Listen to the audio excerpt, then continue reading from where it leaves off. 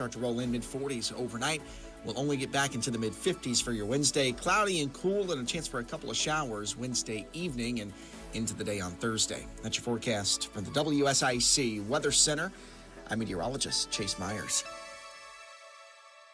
The following is a paid program and does not necessarily reflect the views of WSIC.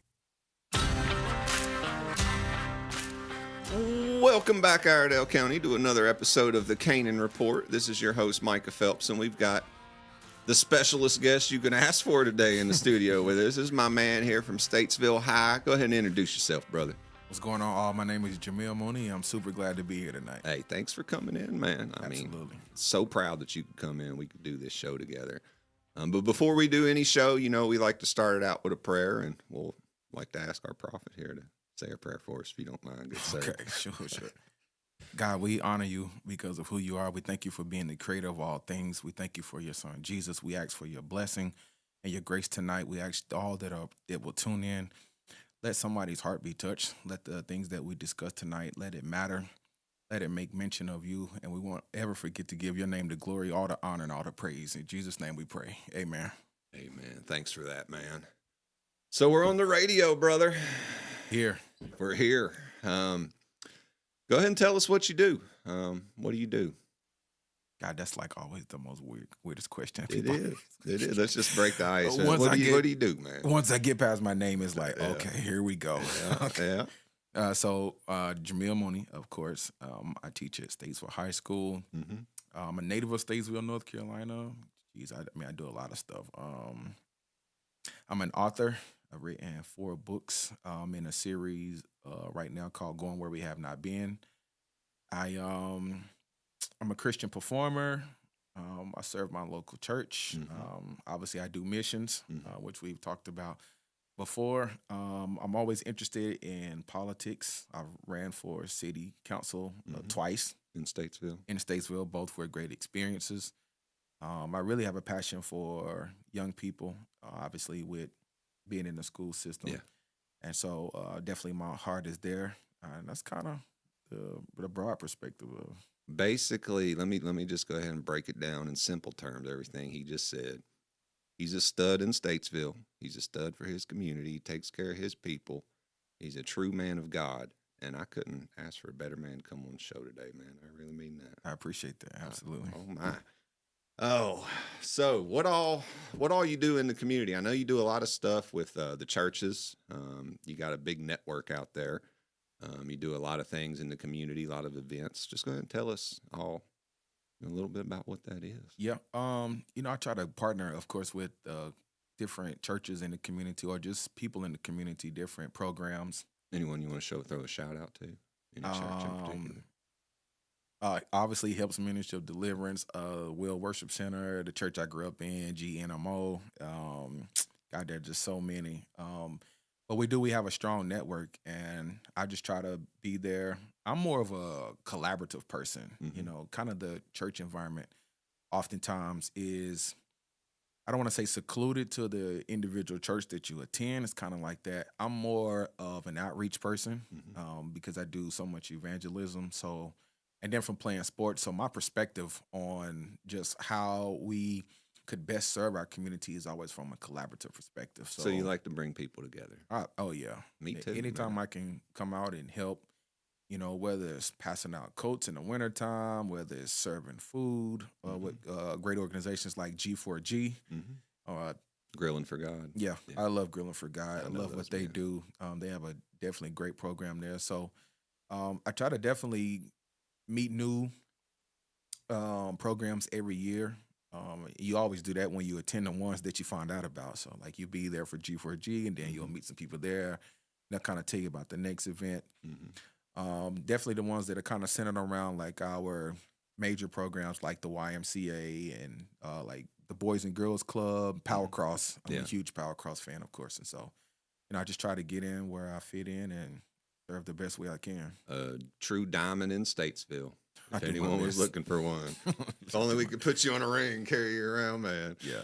Oh, so I remember you invited me to an event, it was about a year or so ago.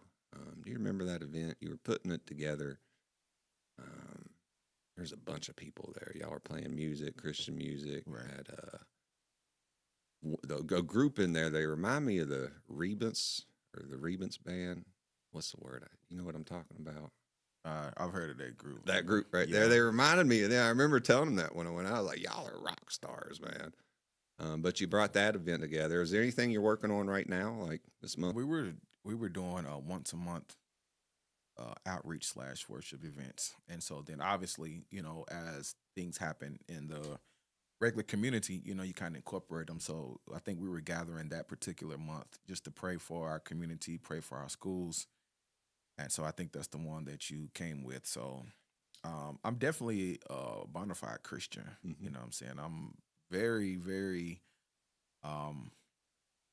confident in my faith. Yep. And, you know, I don't mind sharing it. I don't mind making that be known. And so we do Mm-hmm. things in the community. You know, we have those once a month, which is just another opportunity to kind of connect with different people, Mm-hmm. bring them in from different places.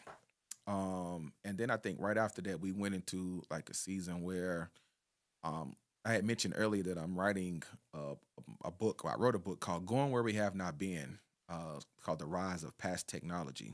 And basically this series is talking about what my undergrad obviously is in computer science. Mm-hmm. I graduated from Livingstone College. And then from reading the Bible, it just seemed like all of a sudden, like in like 2018, it was just like God kind of just opened like a window, and I Mhm. started seeing how my love for technology and then Bible like kind of came together. And Mhm. so I started writing about what I saw in the future, Mhm. things that I saw like in dreams and visions, what I saw in text, and then what I saw from being a tech major. Is it coming true? It is. So I actually wrote a book I think it came out in 2022. Yeah. We in what, 25? Yeah, we're It's 25. crazy. I can't. I- I think it was 22. So Yeah. 20. It was 23. I Yeah. wrote it in 22, but this book took me like 8 months Yeah. from the time it was finished to hit. Like I had to pull it back twice. I don't know why I had so much warfare around this book. I'm telling you, the first two or three, cakewalk. Mhm. Like I wrote them, published them here in Amazon. Mhm. But the third one, it took a while.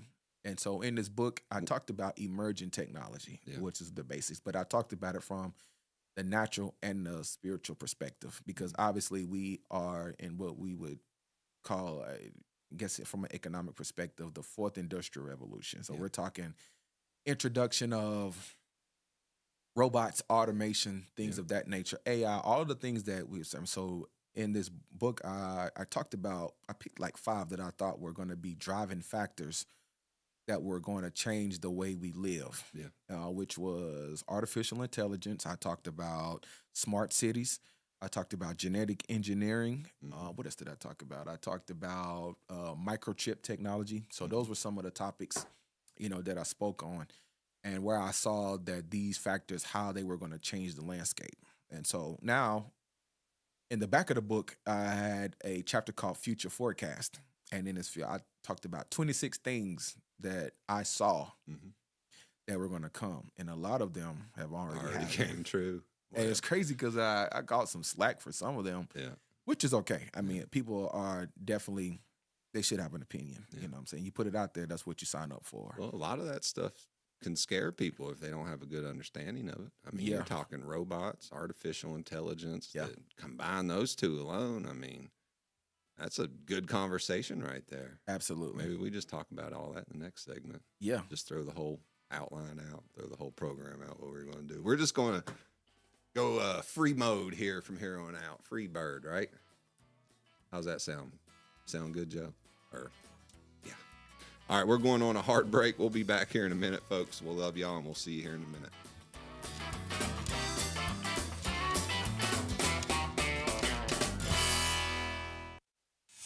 Be a part of the conversation. We can't fix America's debt by starving its people. Have your say. One shooting after another, and we're doing nothing to solve it? This is WSIC News Talk Now. We're going to be flirting with record warmth this afternoon. Plenty of sunshine. It'll feel like an early spring day as high temperatures climb into the mid and even upper 70s for this afternoon. But enjoy that because tomorrow is much different. Extra clouds start to roll in mid-40s overnight. We'll only get back into the mid-50s for your Wednesday. Cloudy and cool and a chance for a couple of showers Wednesday evening and into the day on Thursday. That's your forecast from the WSIC Weather Center. I'm meteorologist Chase Myers.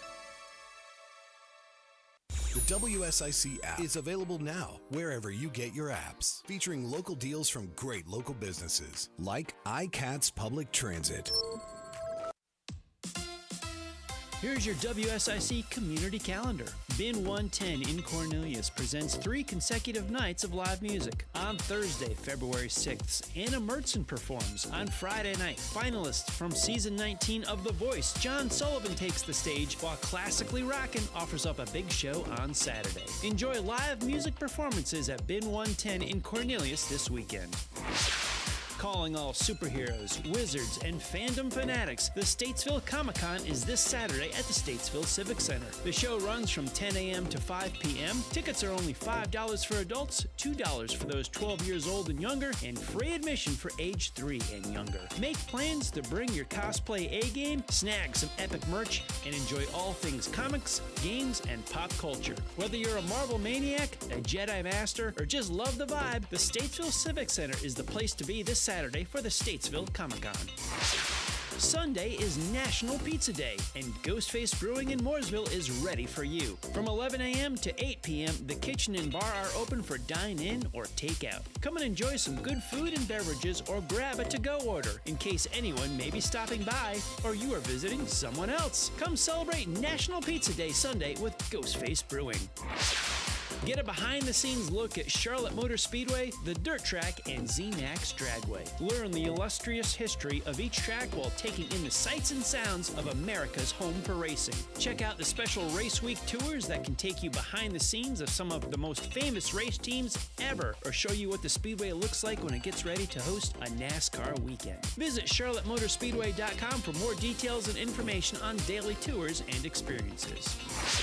To keep up with all the events happening around the community and much more, including amazing local deals, download the WSIC News app today. Be a part of the conversation. I listen on the way to work. Have your say. It's more than just opinions, it's facts. This is WSIC News Talk Now.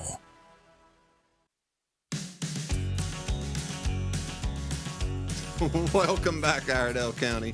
This is your host, Micah Phelps with the Canaan Report. We got a little, what is that, country joke? What is that? We don't even know what that is. It says, if you ain't a cowboy. If you ain't a cowboy. That's it. Can you get jiggy with that? Nice, I can rock with it. You can rock with it. Well, we were just introducing our guest here, and we were talking about his book, about technology, AI, robots. Have you been in a Tesla recently? I have. Like Cybertruck? I had a not a Cybertruck, but I've been in a. They got Tesla. the self-drive now. Right. You get in it, you say, all right, take me home. And it takes you home. Right. It is the craziest thing I've ever seen. I want a Tesla now just so I don't have to drive. You know, I hate driving. Right. But I look at Tesla. I know you're real big on this technology. And, you know, Elon, he has found himself at the center of the American federal system right now, extreme influence. And I ask myself, you know, when it comes to like cars, there's a lot of regulations involved with it. Like you need government's approval to do a lot of things. I'm really hoping that they'll take, you know, the reins of government off technology and just let it run wild and see what happens. I'm not afraid of what can happen. I know a lot of people are like, well, the robots are going to get us, AI is going to get us. Well, if it comes to that, we'll fight. But I'm not really afraid of that, in all honesty. What about you? No, I definitely wouldn't say afraid of it, but I do think that we need parameters with it. And so obviously there are parameters in place. Like for an example, Elon Musk is, obviously he's known for SpaceX. He's known for Tesla. In my book, I talked about the concept of Neuralink. Yeah. And so Neuralink was the opportunity that they were taking to install brain interface chips onto They've got it in 3 people now, I think. paraplegics or quadriplegics, whichever one, which was the goal. And so for a long time, they could only put them in pigs. And so it's because they needed the FDA approval, which is the Food and Drug Administration, which of course is the people that if it's on the shelf, it's FDA approved. Now that's Trump approved. Right. You need Trump approval.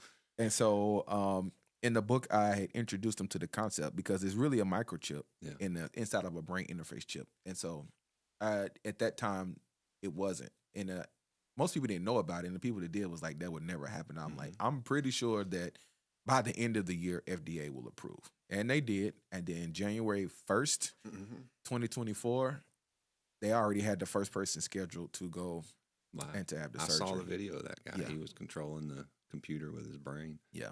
And so I think Elon's got a chip already. He's too smart to be coming up. He's working 30 hours a day. That's 6 hours more in a day than there is.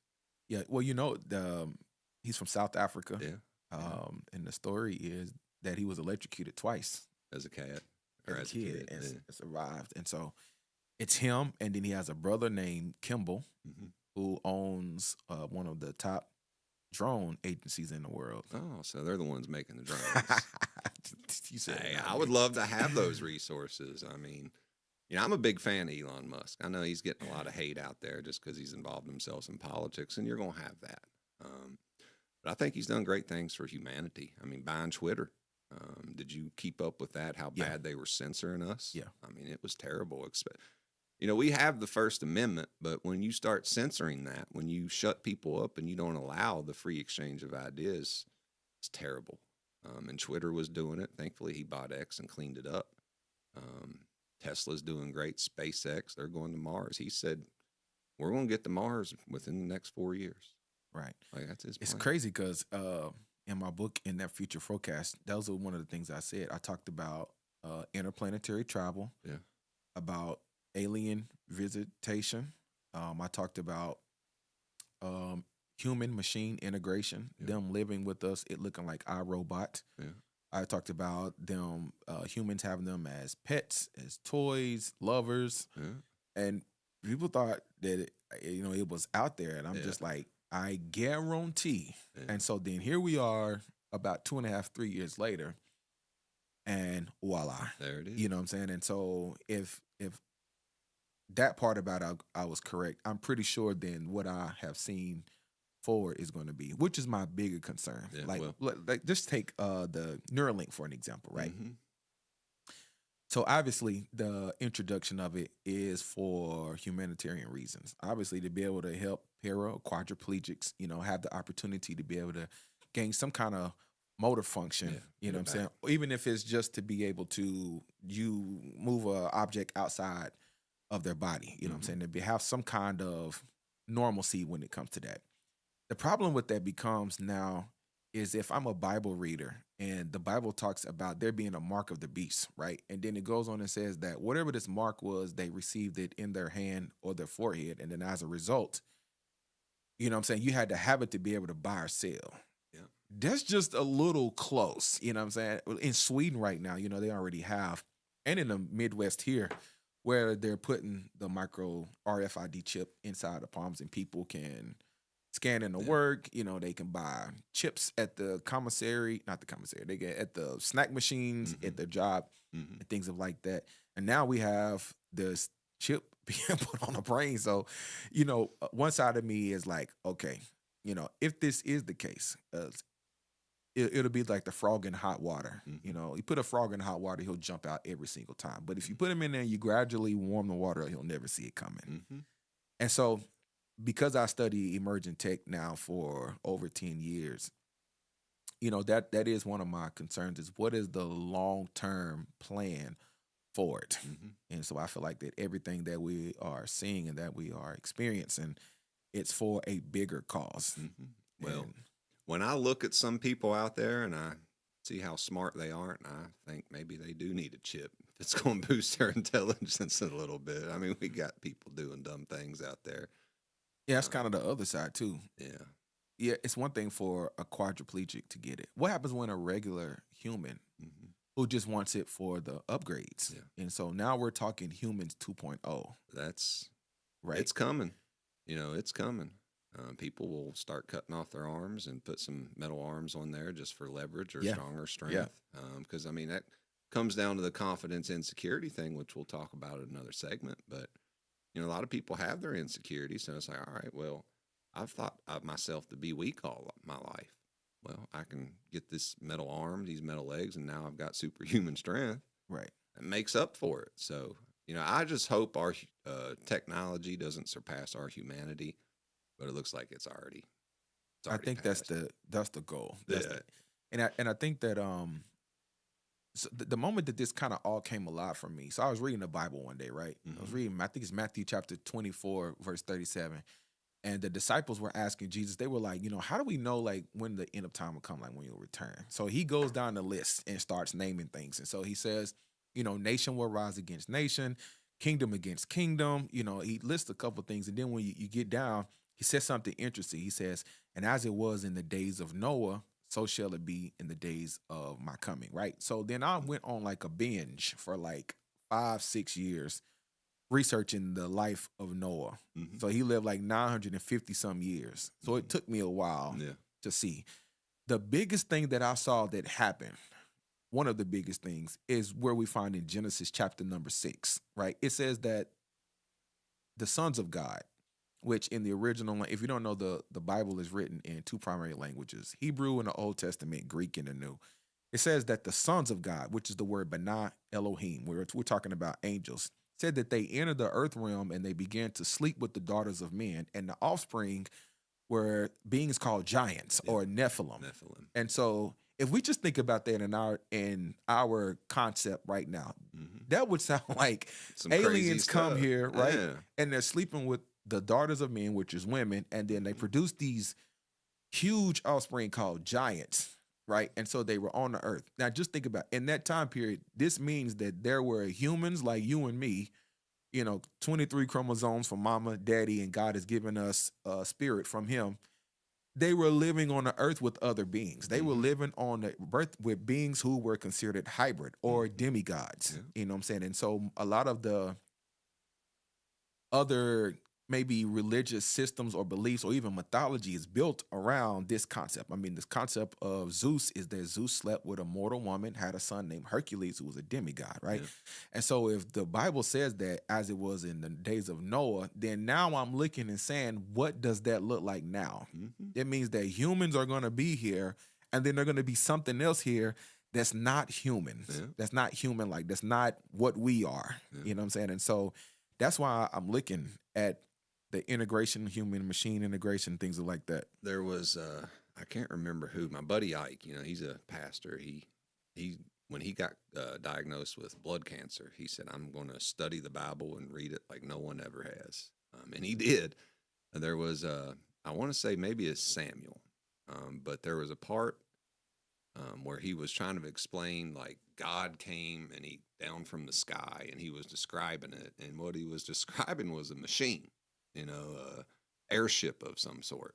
And you just have to think of where he was back then. I mean, you got this guy, he probably didn't know how to read or write, living in the wilderness, goat herder, and you just got this machine coming down, and what do you think it's going to be? Like, you don't know technology back then. And he tried to describe it, and the way he described it, it was a spaceship coming down from above. Right.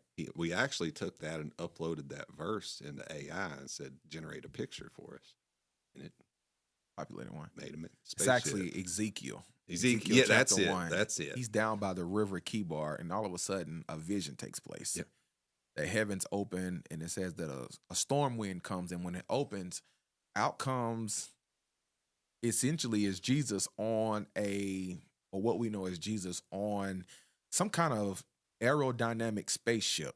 It's like a throne, you know what I'm saying, but it's got aerodynamic capabilities, and he comes down and delivers a message, gives them a scroll, and when he describes it, it's like, this guy's riding on a spaceship. Like, this really happened.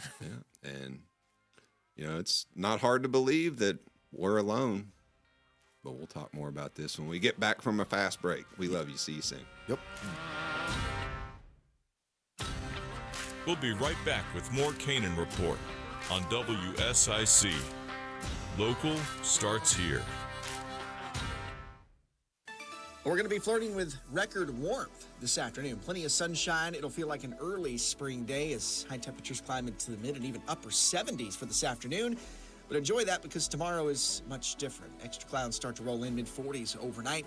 We'll only get back into the mid-50s for your Wednesday. Cloudy and cool and a chance for a couple of showers Wednesday evening and into the day on Thursday. That's your forecast from the WSIC Weather Center. I'm meteorologist Chase Myers. For over 57 years, Nelson Royals has been serving the Lake Norman, Mooresville, Statesville, and surrounding counties. Nelson Royals has work and Western clothing and over 4,000 boots and shoes in stock. Brands like Ariat, Rocky, Justin, Durango, Tony Lama, Red Wing, Thorogood, Skechers, Hey Dude, and many more. Check them out at nelsonroyals.com. Prioritizing your health is one of the best ways to take care of yourself. From routine visits to the joys of pregnancy to the illnesses that stop you in your tracks, Iredell Health System will be by your side. Learn more at iredellhealth.org. Smile brighter all year long with Crawford and Colvin Dentistry in Huntersville. Enjoy professional tooth whitening. Take-home trays or in-office options are available. It's time to shine brighter. You're worth it. Visit LakeNormanDentist.com.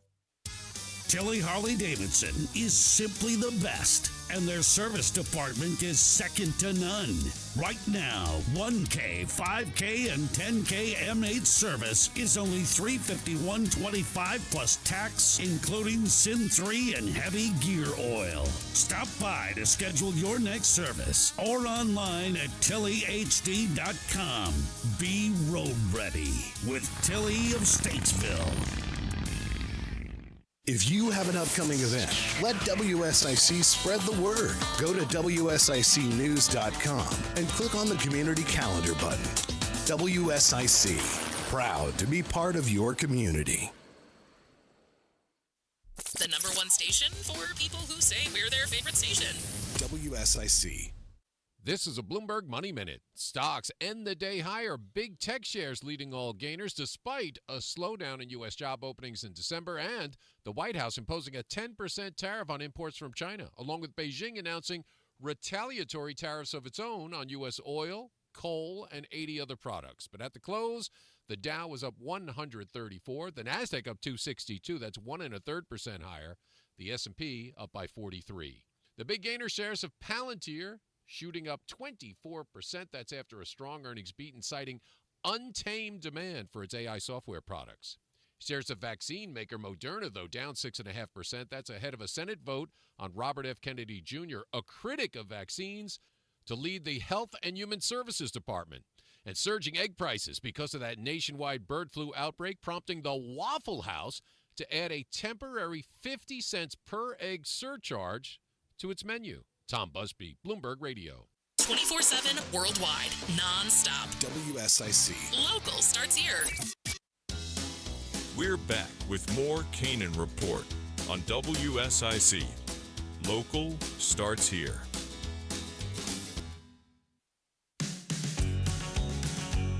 Oh, welcome back, Iredell County, to the Canaan Report. This is your host, Micah Phelps. We got our brother Jamil here in the studio with us today. And we were just talking about technology, everything he does in the community, and now we're going to get to the kids because, you know, we have some issues in our education out there. You're a teacher at Statesville High. You know these kids very well, and the kids respect you greatly. Talk to us. What's going on with the kids right now? First of all, I mean, these are some amazing group of kids. I've been working with the youth now in some form of fashion in the education system since 2015. I started with an after-school program when I was in college back in 2006. And so I've kind of seen generations of kids. The generations of kids like over time. Yeah. And so they are very different now, obviously. Than when we were kids. Obviously, yes, they're much so. Do they still have like racial fights out there? No. So that's done. We're done with that crap, right? Maybe I should be the person that says this. You know, it's almost non-existent. Good. You know what I mean? I think that the generation that passed it down for the last time probably might have been ours. It's over. You know, these kids are very much integrated. And I feel like school was integrated when I was in school, you know, but very much so now. I mean, like when you look around school, like you see a variety of groups, you know, and like in my classes, like I see who congregates and sits together. You know, it's black, it's white, Hispanic. All my classes are about mixed. About Good. If I got 30, it's around about 10 or 11, give or so a take. You know, black, white, Hispanic. So And we don't have the race fights anymore. Because I grew up in West Virginia. All right, this was 20. Let's say I'm 41 now, so 25, 26 years ago. Like, them kids were stupid. They were still fighting. And I always defended my dark-skinned brothers and sisters growing up in West Virginia. But, I mean, they were crazy back then. But I'm glad to hear it. They might still be doing that up there. So it's West Virginia. They crazy up there. Right. But I'm glad to hear it's gone now. Yeah. At least in Statesville. Yeah, these kids are a lot, because they live an integrated life. You know, social media integrates them in a different way. You know what I'm saying? So they share information, you know, the way that they interact. You know what I'm saying? I'm telling you, it's almost non-existent. That doesn't mean that there isn't. People be stupid. Right. And mean. You know what I'm saying? Like, I don't know if I can say this, but like I think about in my class, like, was it last semester? Like my first block, like they used to joke with each other, like about stuff that, you know, 20 years ago would have been a dog fight. Yeah, we fight. But they were like friends. Like one group would say something about chicken and watermelon, and like somebody would say something about tacos, and then they would just laugh and like go to lunch together or go to breakfast together. You know what I'm saying? And so it's an interesting concept to kind of see it now, how much that it has changed. You know, so. They really are a great group of kids. You can still see how, even with technology, even with so much to occupy them, there's still that desire and that longing for relationships, for wisdom, you know, that parental role. You know what I'm saying? I honestly believe that because God is the designer of humans, He's also the designer of parenting. And so with that, you know, I think that as we're born, we have that innate desire to connect with our parents. It's almost kind of wired. And so I never knew my father. Like, I've never met him, don't know who he is. I know he's dead. Wow. But I've never met him. Right. I mean, I understand what them kids go through not having that. For me, people need a leader in their life, someone to give them direction, someone they can go to when they're lost. It's generally your mother. But I understand, man. I understand what you're talking about. Yeah. And I think that's my advantage. Being a male, I believe, has given me an advantage in building relationships with these kids. There's something a concept that we use called relationships before rigor. And so I know a year or two ago, that was kind of like the big thing, you know, getting in there, building those relationships. And for me, it's not even building. It's just natural. I think that's a gift that God gives. Well, I'll tell you what it is. You're confident, you're a leader, and it's painfully obvious to anyone who sits down beside you for 5 seconds.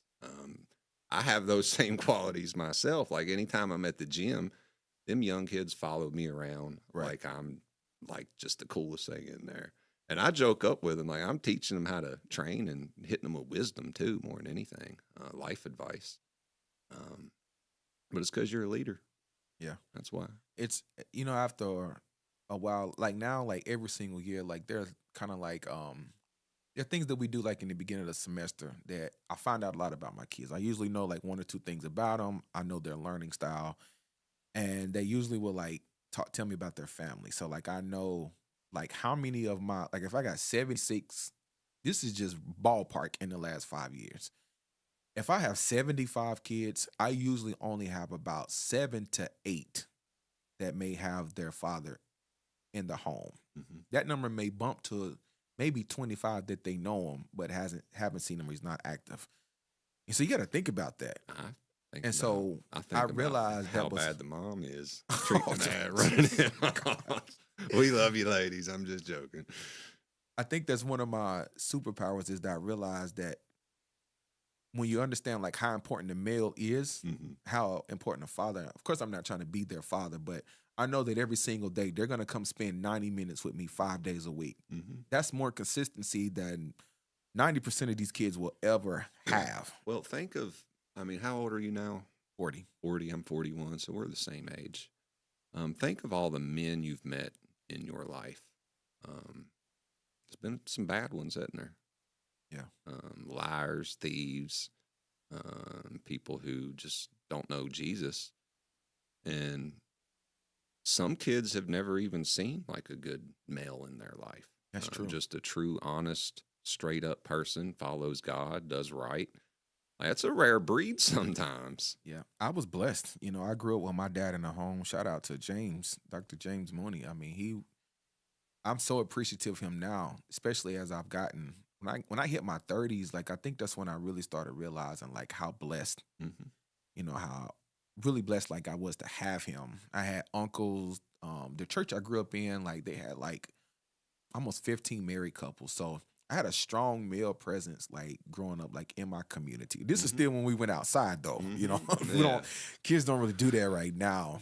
But it was a different world then. And so I honestly believe that when I hit, like, 21 and I started working at an after-school program, from there on, that's when I realized that the things that they instilled in me was what these kids needed that were in these programs. Like, I worked with a juvenile justice program. Was for males ages 5 to 15. And I realized that what they needed was what was instilled in me, you know, consistency first, you know what I'm saying? And just loving on them. And like most people say, you know, kids don't want structure. I can't agree with that. Like, because in my classroom, I got 2 major rules. Don't cuss and don't swear to God in my class. And most kids spend the whole semester working on that. But what happens is they get it, they respect it. You know what I'm saying? And so when they come in and our relationship continues to grow every single day, like, I have to run them out of my room every single day. But I understand is that because they haven't had that kind of consistency. They haven't had a male that believes in them, that pushes them, that checks their grades at least once a week, you know, knows the things that they're going to, comes to maybe the sporting events, you know, speaks to them, daps them up in the hallways. I bet you encourage them too. Oh, yeah. That's what a lot of people don't have, is any encouragement. Oh, yeah. It's just that love, man. Yeah. I let that, you know, the light of Christ shine. You know, I try to show them the love that they may or may not have, you know what I'm saying, at home. And just realize, you know, I got 6 months with them. You know, I tell them when they come in, I'm the best thing that's going to happen to you. You know what I'm saying? Because I plan on giving them the best part of me for that 6 months. And it's a journey. You know, I know which ones of my kids have never made honor roll or haven't made an A. And so, you know, individually, you know, we have those goals and we work toward them and we push them and we meet them. It's very few times that we don't meet those kind of goals.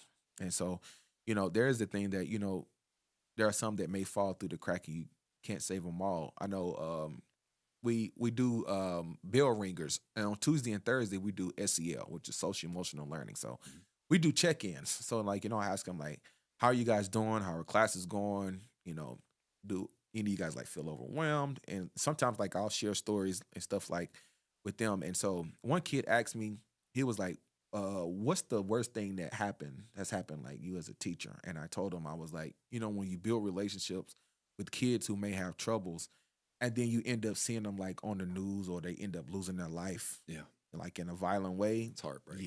Yeah, like, that's, man, it's heartbreaking.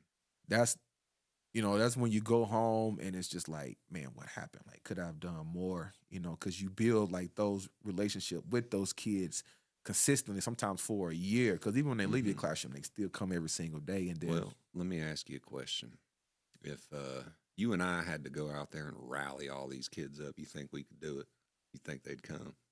Oh, yeah. Oh, yeah. Kids are, you can't lie to these kids these days. Like, they know. They know if you care for real. They know, like, if you mean them well, or they know if you're just doing it just because and really don't care. So they can tell if you're genuine or not. They can tell if you're genuine or not. And I guess that's why they like you, huh? Yeah. Because you're about as genuine as they come. At least they can never say they ain't never seen it. Yeah. Well, we got a great guest in the studio today. We got to go to a hard break. We'll be back here in a minute. We love y'all. See you real soon, Iredell.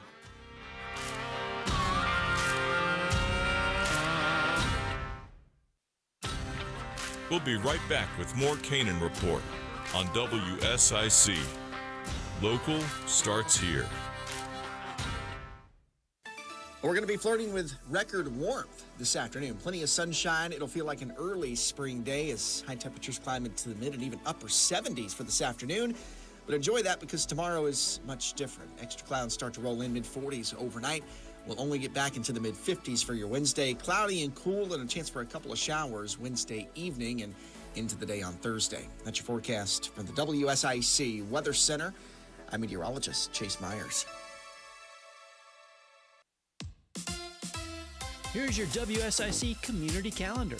Bin 110 in Cornelius presents 3 consecutive nights of live music. On Thursday, February 6th, Anna Mertzen performs. On Friday night, finalists from season 19 of The Voice, John Sullivan takes the stage, while Classically Rockin' offers up a big show on Saturday. Enjoy live music performances at Bin 110 in Cornelius this weekend.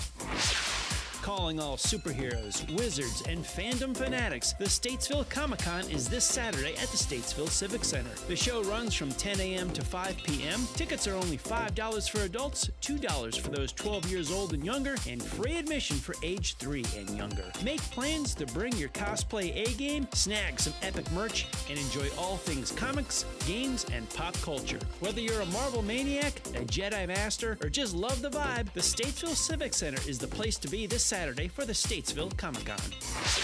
Sunday is National Pizza Day, and Ghostface Brewing in Mooresville is ready for you. From 11 a.m. to 8 p.m., the kitchen and bar are open for dine-in or take-out. Come and enjoy some good food and beverages or grab a to-go order in case anyone may be stopping by or you are visiting someone else. Come celebrate National Pizza Day Sunday with Ghostface Brewing. Get a behind-the-scenes look at Charlotte Motor Speedway, the Dirt Track, and Z-Max Dragway. Learn the illustrious history of each track while taking in the sights and sounds of America's home for racing. Check out the special Race Week tours that can take you behind the scenes of some of the most famous race teams ever, or show you what the Speedway looks like when it gets ready to host a NASCAR weekend. Visit CharlotteMotorspeedway.com for more details and information on daily tours and experiences. To keep up with all the events happening around the community and much more, including amazing local deals, download the WSIC News app today. We're back with more Canaan Report on WSIC. Local starts here.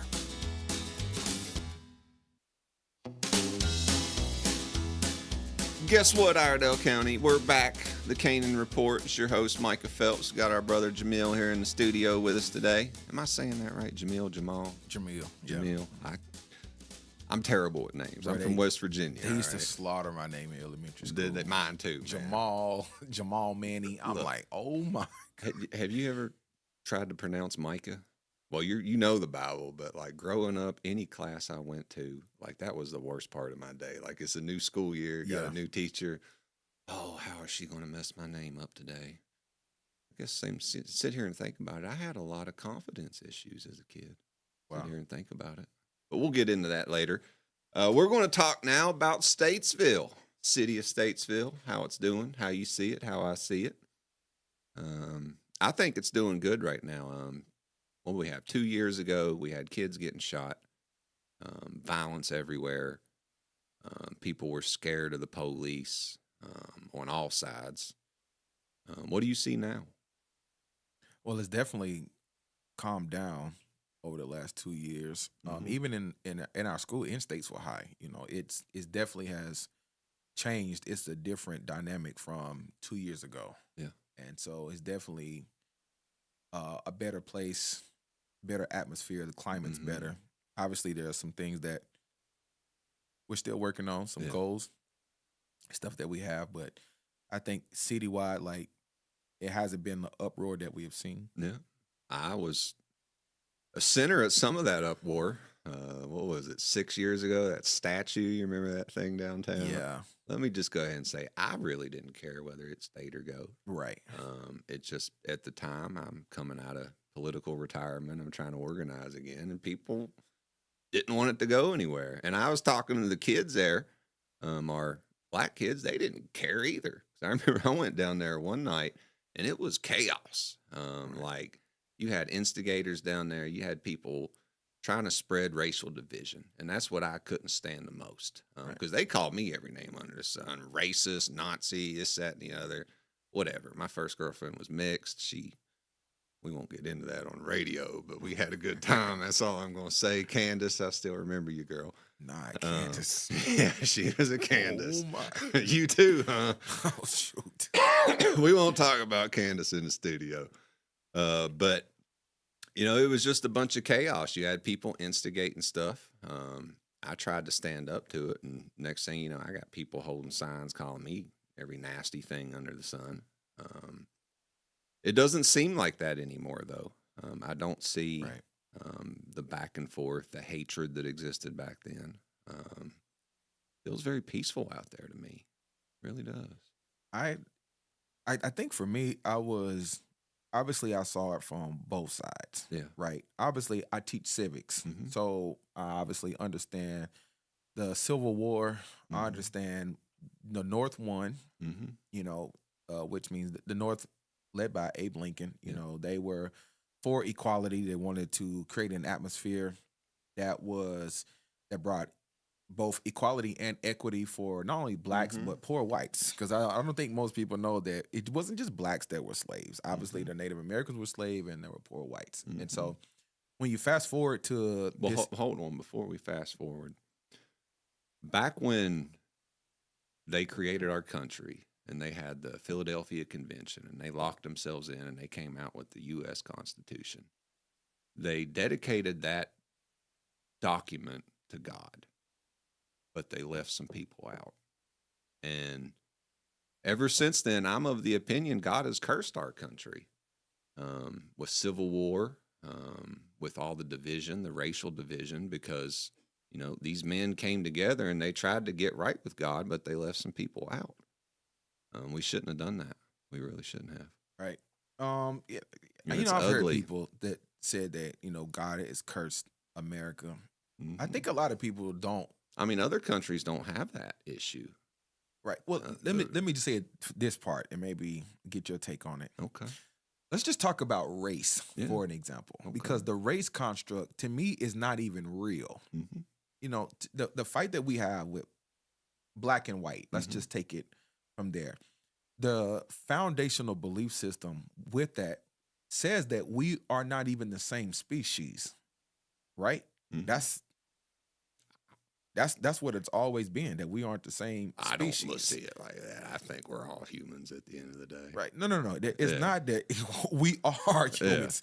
You being white and me being black, it's not about us being separate species. No. Whether you want to contribute that to melanin, white people have melanin. And I think a lot of the things that we believe I tan good. You about I'm race Mexican. is not even true. You know what I'm saying? I'm not saying that there hasn't been, obviously we've had slavery, we had the transatlantic slave trade. You know what I'm saying? But there are certain, the Bible talks about how, like, if the foundation is not solid, then the house is not going to stand. And I think there are a lot of things that we believe and have continued to allow to transpire over time that has no real basis. And race, I believe, is one of them, because, in the Bible, it talks about that every species must produce after its own kind, because most people believe that whites and blacks aren't the same species, right? And so if that's true, I don't know anyone who they wouldn't be able to. We're different species. Maybe 30 years ago, people would probably think we weren't different species, but now it's right. But most of the fight has to do with the fact that they don't believe that we're the same. Yeah. So I mean, I don't know anyone out there who thinks that. But are we the same? I think we're same through and through. We're the same. I mean, if we can have children together, we're the same species. Yeah. Right. Yeah. Then it doesn't negate that there have been some things that have happened in prior years. But I think at the same time, what nation of the world has not had slavery? There are 20 million slaves right now in India, women and children. Yeah. You know what I'm saying? And so I China's think that got slaves too. we know they got slaves. I wasn't gonna say it, but we know them. So I think that the perspective that I think that we have to take about it now is, where do we go from here? There's only so many of the wrongs of the past that we can right. You know what I'm saying? And I think we have to be careful also about absolute statements. Like, all white people are racist. That's not true. People say that, but That's not true. I mean, Abraham Lincoln obviously had his life taken for fighting for equity and equality for blacks, right? Look, I've done some organizing in this county and our surrounding counties. I have been to the deepest, whitest parts of the country. I don't see like racists out there. Do I see jerks? Yeah, I see jerks, but I don't see anyone out there who's like, oh, let's get them, or some white power movement or some Nazis or some organized force. It doesn't exist. Right. Because if it was, I would have saw it and we would have came together and we would have ran them out of town. We really would have. I think the bigger issue when we get down to the nuts and bolts of it, because what will happen is in conversation, the argument will go back of this happened, slavery and, other things that have happened. But even modern times, like there's some stuff that have happened and perceptions that people who aren't black that have a black people, some of them are true, you know what I'm saying? But it's not absolute for all people. And so I think when we come to the table, if that's even possible, and to say, how do we go forward for here? I think there's some things that have to be dispelled in order for us to be able to do that. Because at the end of the day, me and you, we are the same. Hey, you know what I'm saying? I mean, if we sat down and started talking about the issues, there probably wouldn't be much difference because we would discuss them in a way where we would find like a middle ground. No, let me tell you, I work in a school. I've been in a school for 10 years, and I've worked with youth for over 20 now. And let me tell you, black, white, Hispanic, they got the same problems. Absent dads, food problems, shelter problems.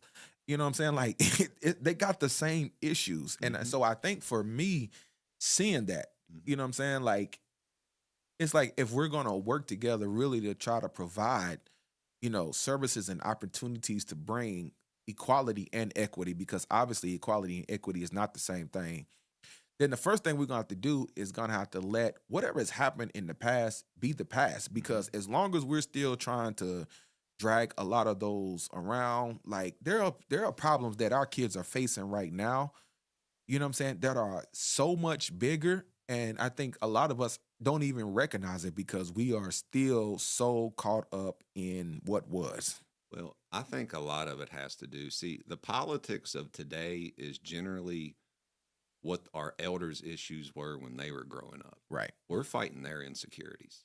Like, that's really what we're fighting. You got to think, 50, 60 years ago, things were not great. I mean, things were not good for black people in America. You were still being persecuted. You were still going through a lot of crap. Now it's not so bad. Some could argue either way, but that's for another day.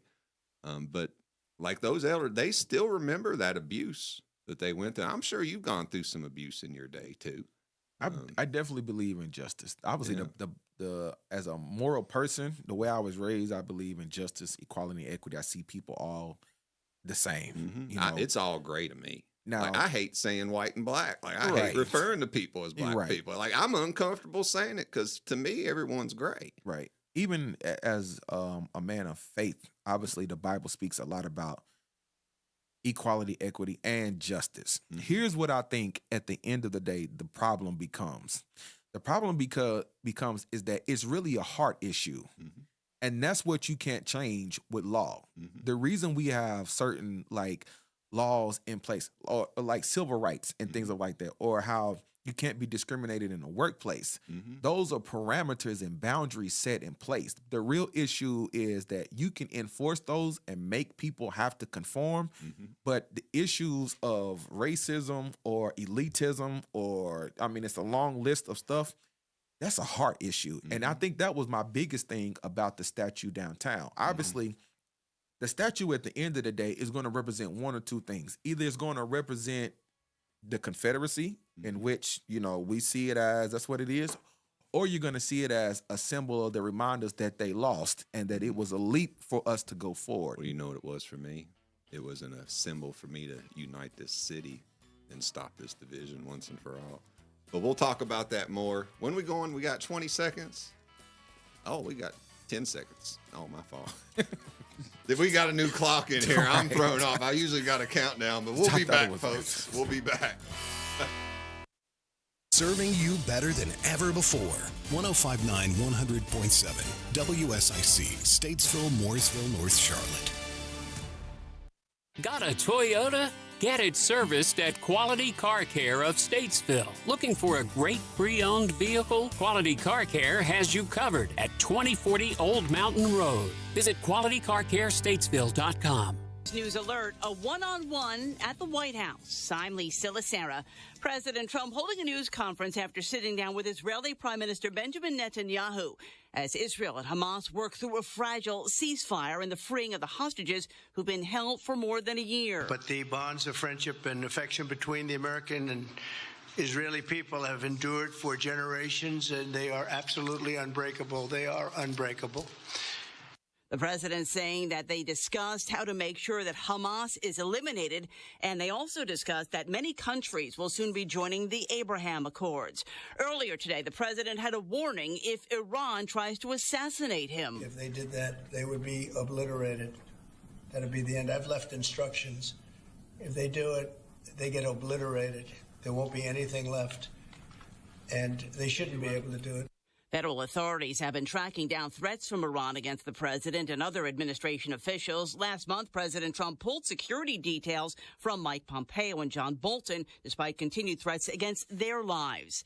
The Mexican government has sent a diplomatic note to the U.S. Embassy in Mexico saying that they will not allow their citizens to go to Guantanamo Bay, as White House Press Secretary Caroline Leavitt confirms. The first flights from the United States to Guantanamo Bay with illegal migrants are underway. President Trump has promised to expand the site to hold up to 30,000 migrants. The remains of all 67 victims of last week's mid-air collision near Reagan National Airport in Washington have been recovered. The news coming as crews continue to move debris from the Potomac River. The NTSB says it's examining new data that could put the helicopter above its 200-foot ceiling, though investigators say they need to get more information from the chopper to verify that. America is listening to Fox News.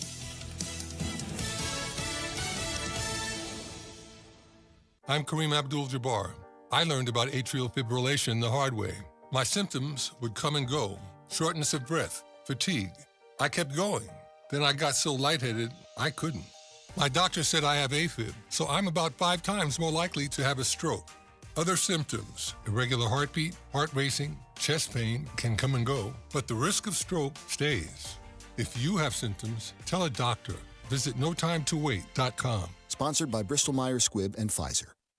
I've just been feeling so sluggish lately. You should try the Metamucil 2-Week Challenge. The Metamucil 2-Week Challenge? Yeah, Metamucil 4-in-1 Fiber helps trap and remove the waste that weighs you down. Start your daily routine now, and in 2 weeks, you could be feeling great.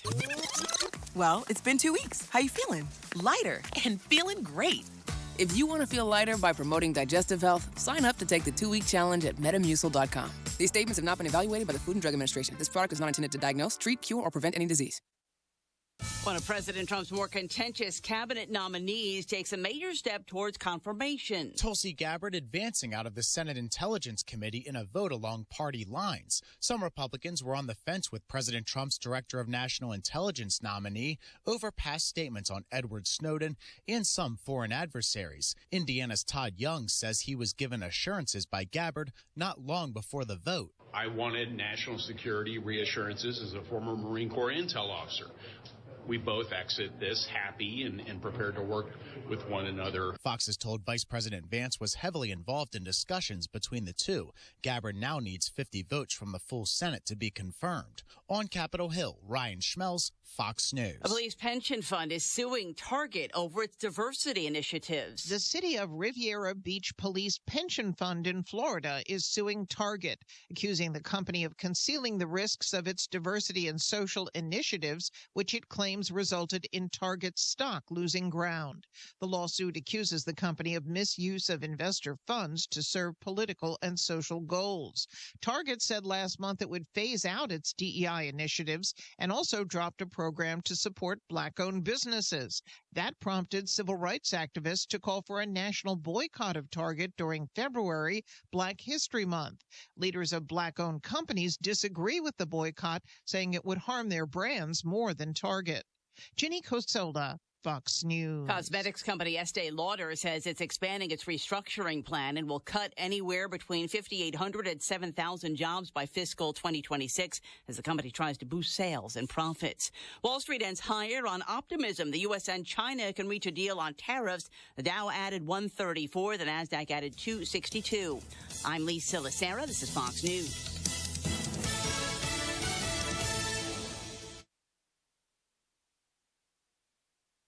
We're going to be flirting with record warmth this afternoon. Plenty of sunshine. It'll feel like an early spring day as high temperatures climb into the mid and even upper 70s for this afternoon. But enjoy that because tomorrow is much different. Extra clouds start to roll in mid-40s overnight. We'll only get back into the mid-50s for your Wednesday. Cloudy and cool and a chance for a couple of showers Wednesday evening and into the day on Thursday. That's your forecast from the WSIC Weather Center. I'm meteorologist Chase Myers. Hey folks, you know Randy Marion Ford Lincoln in Statesville is known for the prices and selection, but I tell you what, you may not have known the distinction that this store received with Ford and Lincoln this year.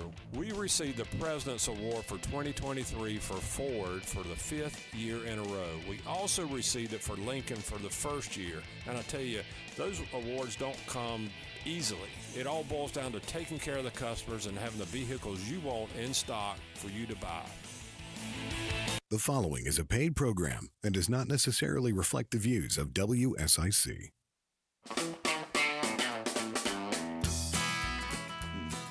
Welcome back, Iredell County. This is your host, Micah Phelps with the Canaan Report. We got a special guest, Jamil, in the studio with us today. He's just texting someone. I don't know her name.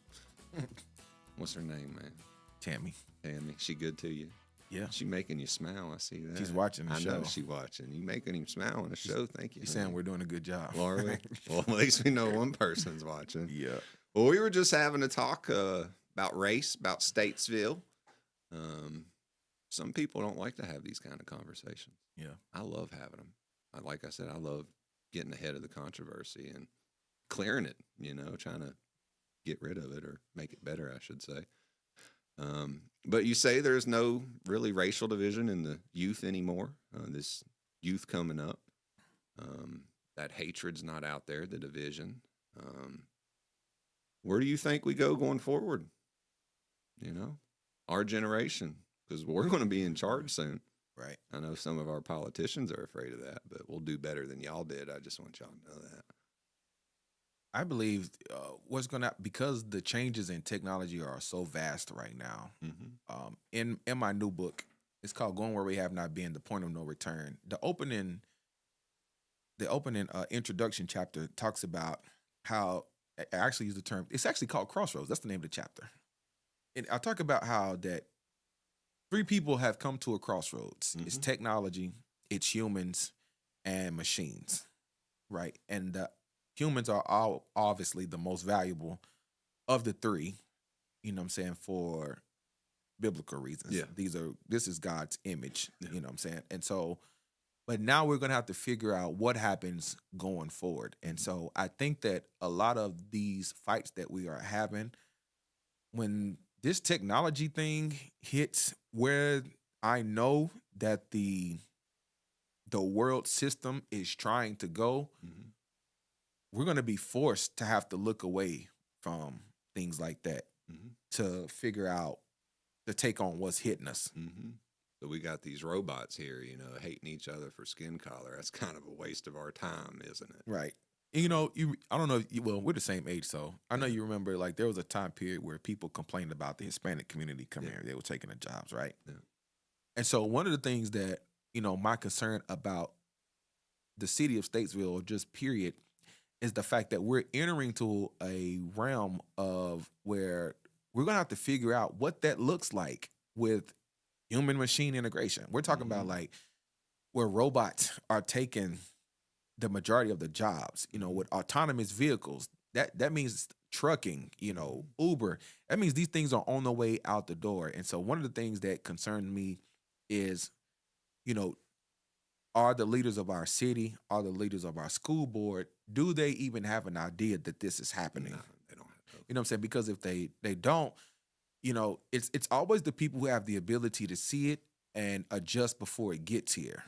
And so I can tell you right now, those people are not thinking about this stuff in any capacity. Right. I don't know if it's because of the They're season politicians. No, they're politicians. that They they're don't- in. Well, look, when you run for public office, well, you've actually ran before, so Right. you might be able to attest to this. But as soon as you sign your name on that line that says, I'm running for this office, you lose 20 IQ points right there. Then and there, you lose 20 IQ points. And if you win, God hope you don't, but if you win, you lose another 20 IQ points. I'm dead serious, man. Like, they get in there, and it's just like, wow, you just a bunch of cowards. Yeah, I think we have to take into consideration intent is a really big thing. Yeah. You know what I'm saying? And so I think a lot of times that what we're dealing with is intent. Maybe we do know, maybe we don't know. Mm-hmm. Even with schools, like changes and things that could be done better. There's a part of it that I think that we're gray to, and that's the political part. Mm-hmm. You know what I'm saying? The part of like the state and like the things that systems that they are pushing down and saying that has to be done. Mm-hmm. I think a lot of times when we have like meetings and stuff, like I'll listen to like the teachers and some of the times the questions that are asked. And it's like, what's the missing piece here? Obviously, whatever the missing piece is, the political component. Mm-hmm. It's the part that the system is saying that you have to do this or this has to be done. Mm-hmm. You know, and so then the question will always come like, well, when's the last time these people have maybe been to visit to kind of see what this looks like? And so I think that we're in, when I tell you we're headed full steam ahead Mm-hmm. to a time period where it's going to look like iRobot. Well, Trump's already said they're deregulating the economy. You got Elon Musk in there. He's the head of all the technology. You know, he's got like all the other technology company. He's creating his own network right now. You know, the Bilderbergs, you ever heard of that? Yeah. He's the new Bilderberg in a sense, I guess you could say, because power is being consolidated around him, all that technology power at least, and they're advocating for deregulation, which means the government doesn't tell them they can't do something. So that just opens up the door to innovation right there. Our Department of Education, Trump said he's going to get rid of that too. Right. I hope he does. You know why? So when we go to the schools and say, all right, what's the problem? They can't blame the federal government anymore. You know, I'm tired of hearing that excuse. Just give me straight up answers, and people can't give that for whatever reason. But getting all that out the way, well, now that sets it up where freedom can come through. You know, you got your free markets, your free businesses, your innovation, nothing stopping you. I say bring it on at this point. Right. Yeah. Man, if I could ask for more time, I would definitely ask for more time because we got to have an opportunity to one, we have to believe that this is coming, right?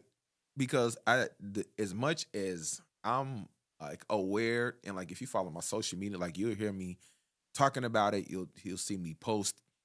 You know, there's a lot of people who do not see this coming. You know what I'm saying? And so they're not looking. We have to be in the concept or the mindset of not only is this coming, but how do we prepare for it? How do we profit off of it? You have to. Well, listen, it's never going to be easier, but we're gonna have to reskill. Yeah. We'll have to. A lot of it'll be you're going to have two classes of people: those who build AI, which probably AI will be building itself before we know, and those who operate AI. You know, your operators. Right.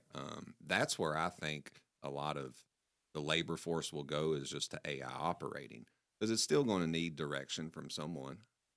Right. Till they can create an autonomous thing that thinks for itself. That's when I'll be scared. But as long as it's following our orders right now. Oh, well, that's already. Is it already thinking? Yeah, that microchip is already.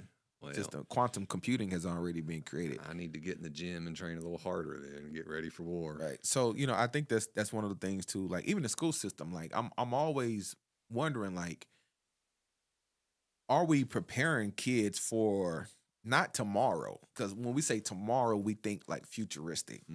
You know, every day more jobs are being taken away. You know, Kafu, who is he's a physicist that I follow. You know, he talks about how that over 65 to 70% of the jobs that we know are going to disappear. And so the stuff that we're sending our kids to school for, you know, how do we know? I always ask my kids, what do you want to do? What happens when the truckers or, you know, Elon Musk is he has the robots that are putting these chips. So what happens when our doctors and everything is robots and automated machines? So we got to be planning ahead for that. Well, we'll be talking about how to plan for it on this show. We got to go to a hard break. We'll be back here in a minute. We'll see y'all real soon and continue this conversation. We'll be right back with more Canaan Report on WSIC. Local starts here. We're going to be flirting with record warmth this afternoon. Plenty of sunshine. It'll feel like an early spring day as high temperatures climb into the mid and even upper 70s for this afternoon. But enjoy that because tomorrow is much different. Extra clouds start to roll in mid-40s overnight. We'll only get back into the mid-50s for your Wednesday. Cloudy and cool and a chance for a couple of showers Wednesday evening and into the day on Thursday. That's your forecast from the WSIC Weather Center. I'm meteorologist Chase Myers. Listen, save, enjoy. The WSIC app, available now in your app store. Here's your WSIC community calendar.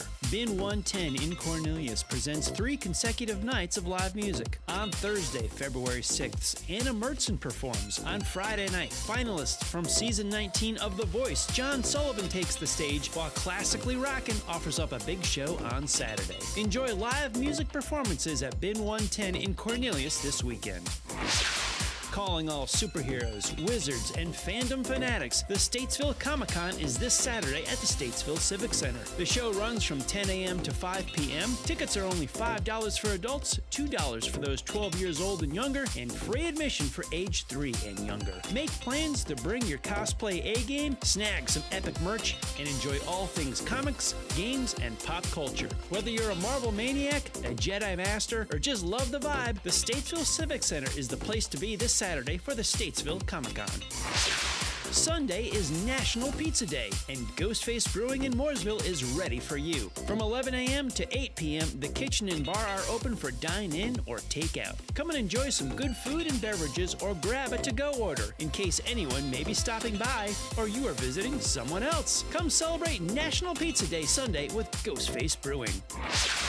Get a behind-the-scenes look at Charlotte Motor Speedway, the Dirt Track, and ZMAX Dragway. Learn the illustrious history of each track while taking in the sights and sounds of America's home for racing. Check out the special Race Week tours that can take you behind the scenes of some of the most famous race teams ever, or show you what the Speedway looks like when it gets ready to host a NASCAR weekend. Visit CharlotteMotorspeedway.com for more details and information on daily tours and experiences. To keep up with all the events happening around the community and much more, including amazing local deals, download the WSIC News app today. We're back with more Canaan Report on WSIC. Local starts here.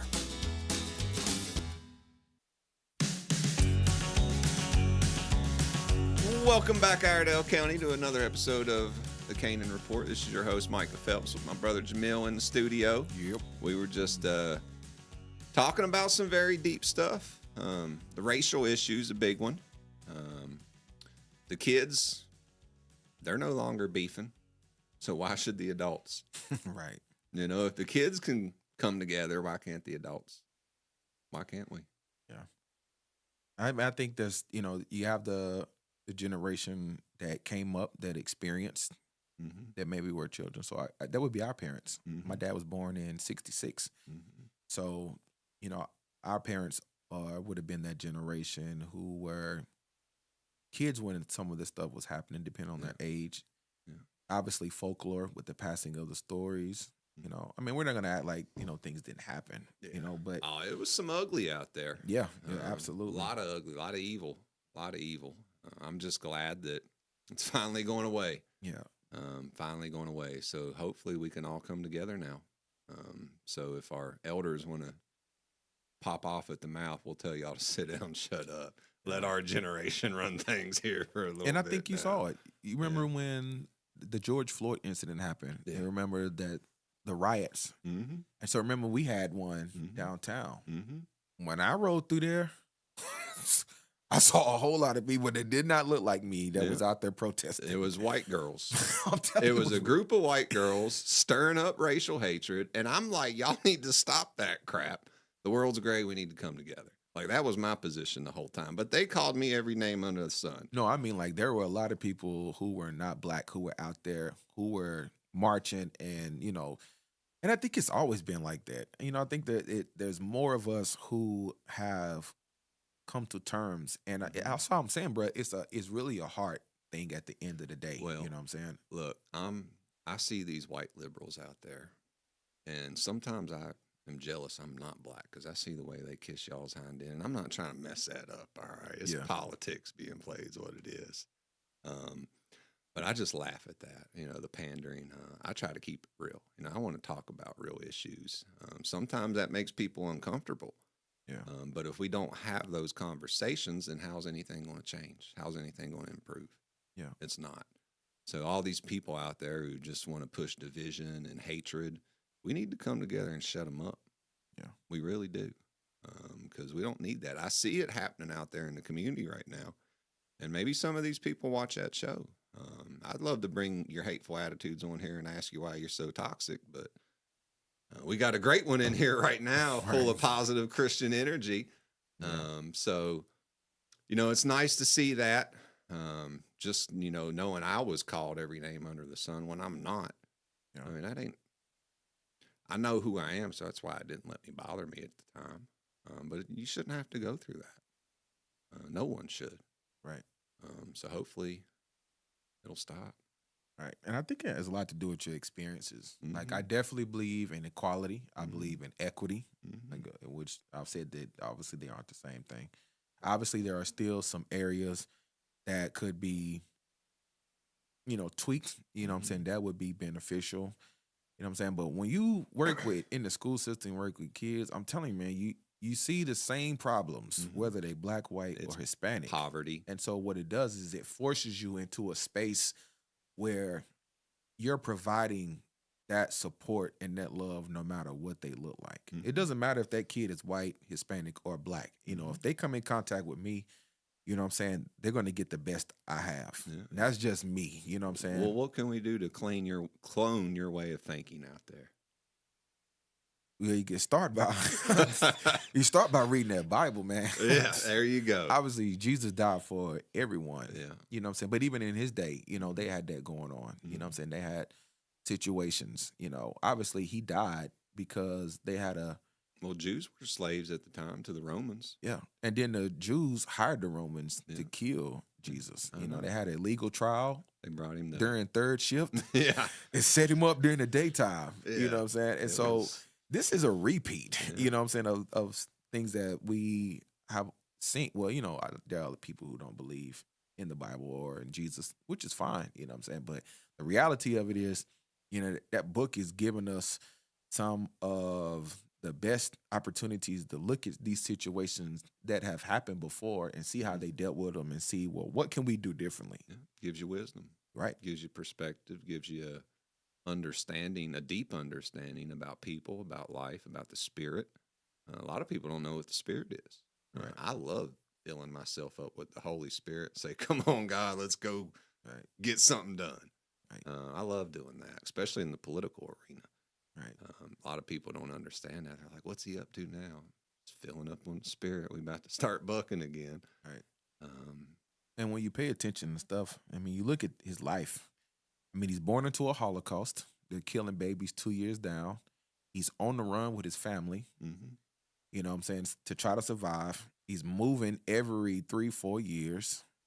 You know, he realizes that the God he thought was his dad is not his real father. You know what I'm saying? They have to explain to him the concept around his birth. You're the son of God. You know what I'm saying? Then he loses his dad. Yeah. Then he has to become the man of the house. He takes over the family business. You know what I'm saying? Then there's an area where we don't hear about him for a while. Then he shows back on the scene as a philanthropist, and the political arena hates this guy. This is the guy that goes around that is talking about love and loving your neighbor and, you know what I'm saying, prioritizing family, you know, husbands, like treating your wives right, you know what I'm saying? And that's not even counting the miraculous that he's doing, healing just The sick. people who are sick, who are quadriplegics, people Feeding the who are poor. lame. He's feeding The 5,000, 4,000. multitudes. Yeah. And they wanted the man dead. They, they killed him. Obviously, that was his destiny, but Well, I know why the politics didn't like him. It's because the people loved him. Yeah. I said it in last week's episode in the political arena. Everybody wants everyone to listen to them. They want to be the hot shot. So when someone does come out of nowhere like Jesus and the people love him, well, the politicians, they want to hate because suddenly they're not the ones getting the love anymore. Right. I suffered that here pretty bad in Iredell County. We won't get into that though. But I look at all the religions out there, and why is it that Christianity is always the one that everyone wants to blame for everything, hate no matter what, disrespect our belief system, disrespect our Savior, every chance they can? Why do they come after our religion? Why do you think I think it's a couple of different reasons. Number one, Jesus said they will hate you because they hate me. Mm-hmm. That's one. I think another one is it's almost like you play sports, right? Used to. Okay, let's just say we play basketball. Yeah. When we watch film to see what they're doing. Well, what are we doing when we watching film? We watch it for the guy that we got to watch out for the most. Mm-hmm. We got to figure out if he's like that, we got to figure out how to stop him. Mm-hmm. And so Jesus is that guy. Yeah. He is the Son of God. And all of the powers that be that are anti him know that. Mm-hmm. And so they build their system and these other religions around the fact that he is the real one. And so that's why we have those. And so I think that, when you look at the opportunity, I think the flip side of that may be too, like, a lot of, like, what was it? Not Confucius. It was Gandhi. Gandhi said that he loved everything about Christianity but that the people who were Christians didn't follow what their leader said. Yeah. You know what I'm saying? And so I think it's that. But bottom line is that the Jesus of the Bible, he's the real deal. Mm-hmm.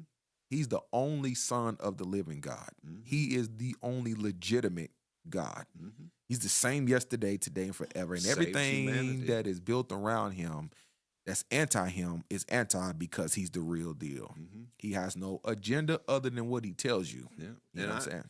And I've read like the Bible cover to cover. I need to read it again cover to cover because the scripture's far better than I do. But some people haven't. And it's just got so much wisdom in there. I mean, I read that and people they want to look at Noah's Ark and be like, well, how does 2 animals of every species get on the ark? Then they want to just throw it all out. Right. And it doesn't understand, like, you want to take that and deny yourself the wisdom of Proverbs, the secrets of Psalms, the mysteries of the gospel. So much beautiful stuff in there. And I've listened to everything man has got to say, and none of it compares to God's word. Right. None of it. There's an aspect of the Bible that, you can't talk about the Bible, you can't talk about Jesus without talking about the supernatural, because everything about him is embodied from a supernatural perspective. Mm-hmm. This is the only person that you read about or talk about that actually did things for humanity. Mm-hmm. You know what I'm saying? Most other religions are always arguing about how what they believe is right. But when you read about the Christ, here's a God that's he comes fixing. He's telling, family first. He's telling husbands that they got to love their wives. Mm-hmm. He's telling wives they got to submit to their husbands. He's telling them to love their children, don't provoke them to anger. Mm-hmm. He's telling people to love their neighbor as their self. Telling you how to live your life. Yes, he's providing the antidote that we've been looking for a long time. The happiness. You know what I'm saying? But the problem is it's the law of the leaven, which means that if the Bible talks about how that a little leaven will leaven the whole lump. And so for people who may not always believe it, you can't believe in a piece of the Bible without believing the whole thing. That's the law of the leaven. Mm-hmm. And so, he is, and I think we're living in a time where he's now raising up people to shine his kingdom in ways. The Old Testament dealt a lot with prophets who would arise, who would deal with kings and political systems and governments. And I think we're very much headed back to that time period. Mm-hmm. You know what I'm saying? Because God has a plan. He has an order. And I believe that that system is going to play out all in the same time of souls being saved. He obviously died so that humanity could be reunited with the Father. Yes, he did. That hasn't changed. No, never will. He's still the Son of the living God. And he always will be. Well, that's what we talk about here on the Canaan Report, the truth, God's truth. And we'll talk about it till, well, we're always going to talk about it. And we'll talk about it more. We'll be right back with more Canaan Report on WSIC. Local starts here. We're going to be flirting with record warmth this afternoon. Plenty of sunshine. It'll feel like an early spring day as high temperatures climb into the mid and even upper 70s for this afternoon. But enjoy that because tomorrow is much different. Extra clouds start to roll in mid-40s overnight. We'll only get back into the mid-50s for your Wednesday. Cloudy and cool and a chance for a couple of showers Wednesday evening and into the day on Thursday. That's your forecast from the WSIC Weather Center. I'm meteorologist Chase Myers. Hey folks, you know Randy Marion Ford Lincoln in Statesville is known for the prices and selection, but I tell you what, you may not have known the distinction that this store received with Ford and Lincoln this year. We received the President's Award for 2023 for Ford for the 5th year in a row. We also received it for Lincoln for the first year, and I tell you, those awards don't come easily. It all boils down to taking care of the customers and having the vehicles you want in stock for you to buy. The Ugly Antenna has now become a household name in this area. The Ugly Antenna allows those without a streaming provider to receive up to 50 channels absolutely free of charge, including Fox 46.1. The Ugly Antenna is small and connects directly to your TV. Get the Ugly Antenna for just $40. Call 704-682-1755. That's 704-682-1755 for the Ugly Antenna. Make your work easier with Eagle Rentals of Troutman and Statesville. Eagle Rentals has generators, heaters, fans, painting equipment, floor care equipment, pressure washers, lighting equipment, and lawn care equipment. Plus, Eagle Rentals has construction equipment like forklifts, bobcat loaders, backhoes, excavators, and more. Reserve online at eaglerentals.com. That's eaglerentals.com. Number one for talk in Lake Norman, Statesville. 105.9, 100.7, WSIC. This is a Bloomberg Money Minute. Stocks end the day higher. Big tech shares leading all gainers despite a slowdown in U.S. job openings in December and the White House imposing a 10% tariff on imports from China, along with Beijing announcing retaliatory tariffs of its own on U.S. oil, coal, and 80 other products. But at the close, the Dow was up 134. The Nasdaq up 262. That's 1 1/3% higher. The S&P up by 43. The big gainer shares of Palantir shooting up 24%. That's after a strong earnings beat and citing untamed demand for its AI software products. Shares of vaccine maker Moderna, though, down 6.5%. That's ahead of a Senate vote on Robert F. Kennedy Jr., a critic of vaccines, to lead the Health and Human Services Department. And surging egg prices because of that nationwide bird flu outbreak, prompting the Waffle House to add a temporary 50 cents per egg surcharge to its menu. Tom Busby, Bloomberg Radio. Home of the best talk. WSIC. Local starts here. We're back with more Canaan Report on WSIC. Local starts here.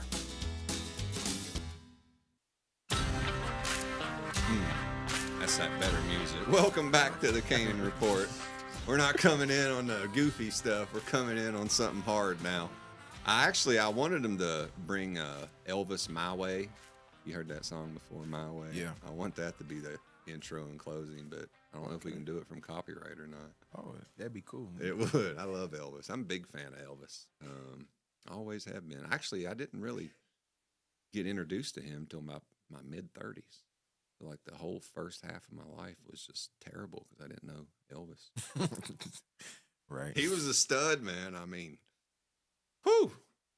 Man did great things. Yeah. What were we talking about? We were in the studio. I completely forgot. What were we going to talk about? Confidence and insecurity. Unity. Wasn't it? Unity. Okay, we're going to talk about Checking unity. the comments on Facebook Live. Oh, yeah. Who we got out there? Gary Spangler. Gary, brother, we miss you, man. We love you. Got my mom out there, Jill. Got old Miss Tammy, too. Oh, cute little thing right there. Watch it. Richard Teague, my brother. I hope you're still watching, man. Good peoples. William tuned in, too. What's up, Will? All right. Unity.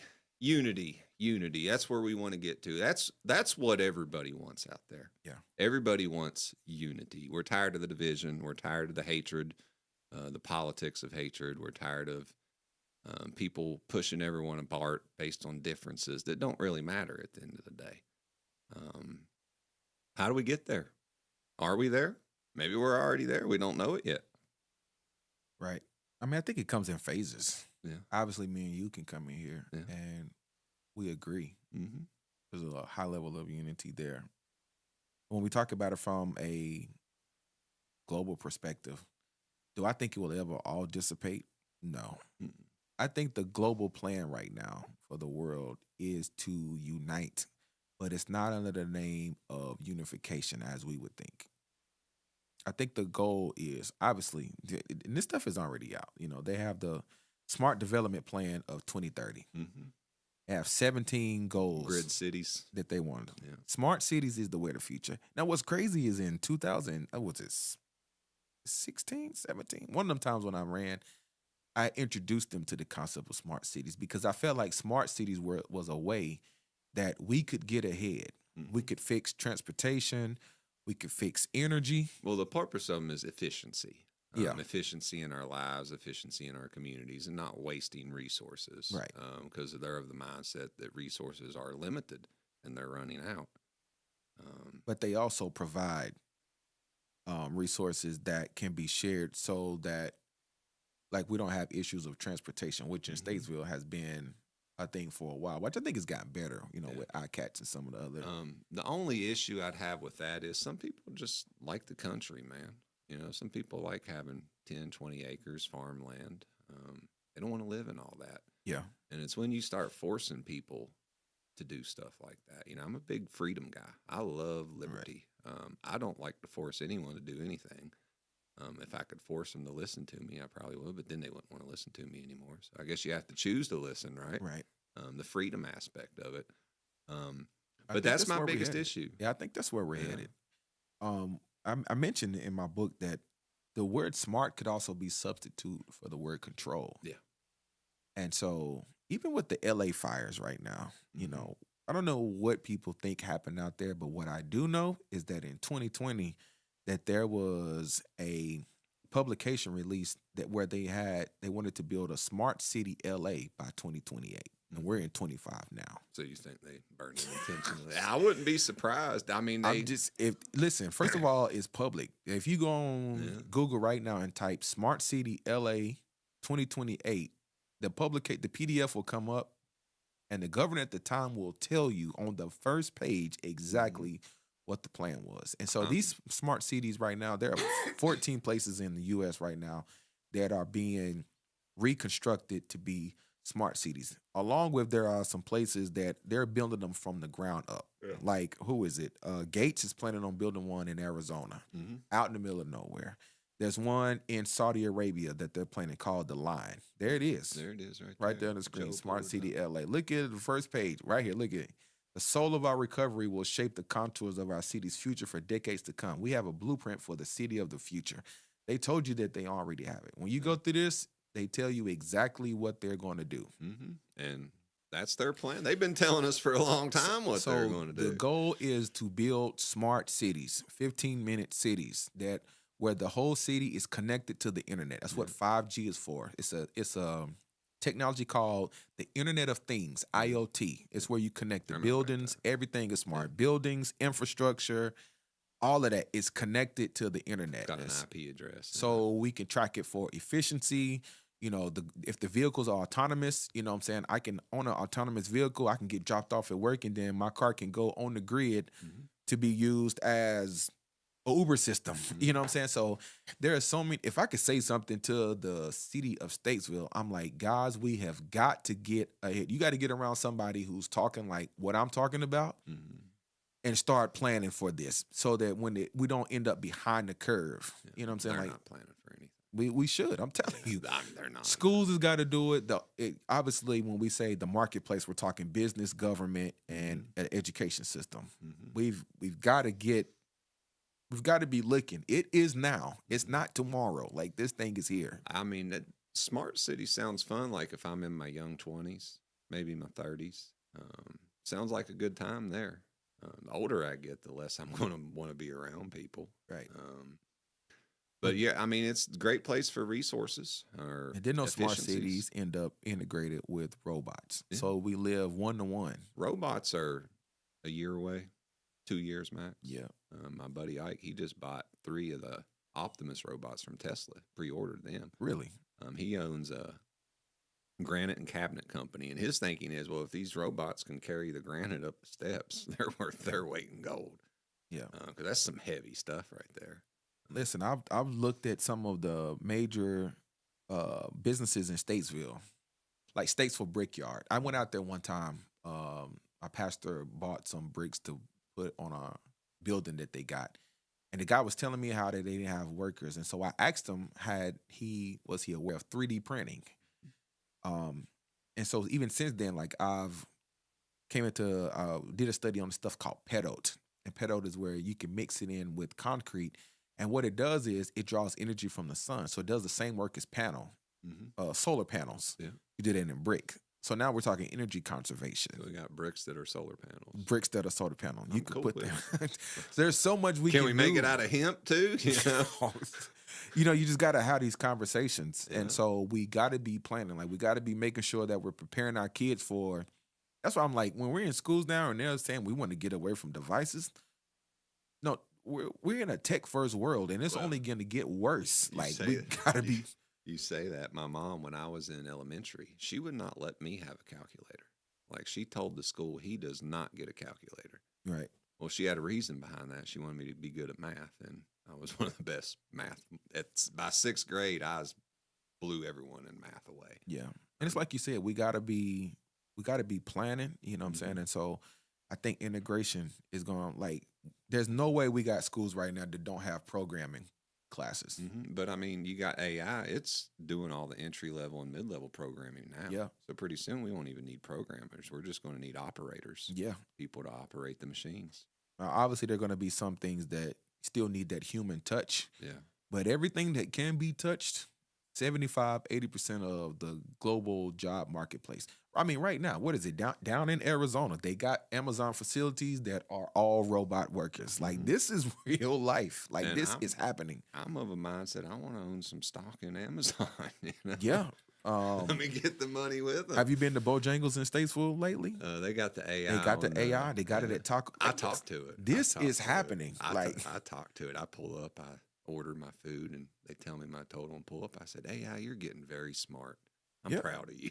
Yes, like, wake up, people. Like, this is really happening. Like, my grandma, my grandma, she read my book, and so we had talks about it, and so she loves Bojangles. Yeah. So when she went to Bojangles, and she pulled up, and the AI came on.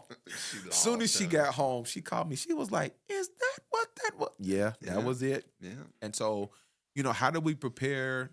Like your mother and my dad and then my grandparents. You know what I'm saying? I remember trying to teach my grandma how to work a laptop like 25 years ago, and I couldn't help her do that. She was a young girl then in her 50s, 60s. Now she's in her 90s. I don't think like 90 plus you're not learning AI. Yeah, think about digital wallet. Think about blockchain. Yeah, there's so much stuff out there. Like, I always was a tech guy growing up. Like, I love technology, programming. I taught myself computer programming. I was 10 years old, writing my own programs, hacking into AOL. Mom will tell you, she's still listening. This was the AOL 1.5 days when you didn't have, like, encryption or none of that. Yeah. And we had a field day with it back then, just some dirty pirates. But now there's so much technology out there. Like, can't even keep up. I don't even try to keep up anymore. I stopped trying to keep up about 10 years ago. Yeah. I'm glad you're keeping up so you can tell us all about it. Yeah. This may be like 10 years ago. Yeah. I had an idea about, this is I think when Uber first came out, and I was like, it would be dope if Uber could deliver food. And then I started thinking about all the food that goes to waste. You ever done DoorDash? I have. Actually go run the deliveries? No, I haven't. It's actually pretty fun. Yeah, I heard it was. I've done it. It's good side money. Really is. Yeah. Fun stuff. What happens when that goes away? Well, Elon's got the taxis coming out. Yeah. All you got to do is just put it in there and say, all right, take it there. Absolutely. I mean, we're planning on buying them things when they come out. But we'll talk about it. We got one more segment coming up, and we'll see y'all here in another minute or so. Oh, yeah. We'll be right back with more Canaan Report on WSIC. Local starts here. We're going to be flirting with record warmth this afternoon. Plenty of sunshine. It'll feel like an early spring day as high temperatures climb into the mid and even upper 70s for this afternoon. But enjoy that because tomorrow is much different. Extra clouds start to roll in mid-40s overnight. We'll only get back into the mid-50s for your Wednesday. Cloudy and cool and a chance for a couple of showers Wednesday evening and into the day on Thursday. That's your forecast from the WSIC Weather Center. I'm meteorologist Chase Myers. Here's your WSIC community calendar. Bin 110 in Cornelius presents 3 consecutive nights of live music. On Thursday, February 6th, Anna Mertson performs. On Friday night, finalists from season 19 of The Voice, John Sullivan takes the stage, while Classically Rockin' offers up a big show on Saturday. Enjoy live music performances at Bin 110 in Cornelius this weekend. Calling all superheroes, wizards, and fandom fanatics, the Statesville Comic-Con is this Saturday at the Statesville Civic Center. The show runs from 10 a.m. to 5 p.m. Tickets are only $5 for adults, $2 for those 12 years old and younger, and free admission for age 3 and younger. Make plans to bring your cosplay A-game, snag some epic merch, and enjoy all things comics, games, and pop culture. Whether you're a Marvel maniac, a Jedi master, or just love the vibe, the Statesville Civic Center is the place to be this Saturday for the Statesville Comic-Con. Sunday is National Pizza Day, and Ghostface Brewing in Mooresville is ready for you. From 11 a.m. to 8 p.m., the kitchen and bar are open for dine-in or take-out. Come and enjoy some good food and beverages or grab a to-go order in case anyone may be stopping by or you are visiting someone else. Come celebrate National Pizza Day Sunday with Ghostface Brewing. Get a behind-the-scenes look at Charlotte Motor Speedway, the Dirt Track, and Z-Max Dragway. Learn the illustrious history of each track while taking in the sights and sounds of America's home for racing. Check out the special Race Week tours that can take you behind the scenes of some of the most famous race teams ever, or show you what the Speedway looks like when it gets ready to host a NASCAR weekend. Visit charlottemotorspeedway.com for more details and information on daily tours and experiences. To keep up with all the events happening around the community and much more, including amazing local deals, download the WSIC News app today. We're back with more Canaan Report on WSIC. Local starts here. Back with that country. Welcome back, Iredell County. This is your host, Micah Phelps with the Canaan Report. Got my brother Jamil in the studio with us today. Yep. And we just wanted to come together and talk to everyone out there in Iredell County and basically say enough of the nonsense, enough of the division, enough of the hatred, enough of the BS. It's time for everyone to come together out there. Time for all of us to stop looking at each other with resentment in our eyes, with hatred, holding on to grudges from the past. We need to let things go. We need to forgive. We need to look at each other and say, you know what, that's my brother. That's my sister. We're all one species. We're not separated by race or gender or anything else these political people want to separate us from. We're all God's children, all of us. And Jesus showed us the way. Now we need to live as Jesus showed us. What do you think? Yeah. Obviously, he's the only person that chose to die for all of us. He did.